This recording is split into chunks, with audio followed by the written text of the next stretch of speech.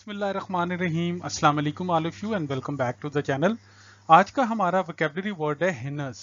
Heinous का मतलब क्या होता है, पार्ट्स ऑफ स्पीच के साथ इसका क्या ताल्लुक है और सेंटेंसेस में इसका इस्तेमाल कैसे करते हैं।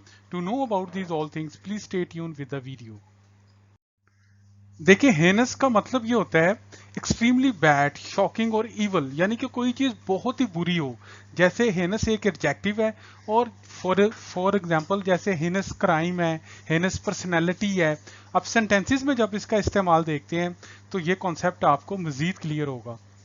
जैसे for example the food in the cafeteria is pretty heinous.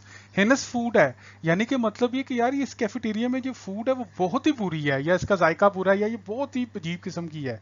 In the same manner I don't want to meet that heinous person, कि यार मैं ये अजीब आदमी से या इवल आदमी से, शैतान आदमी से मैं नहीं मिलना चाहता।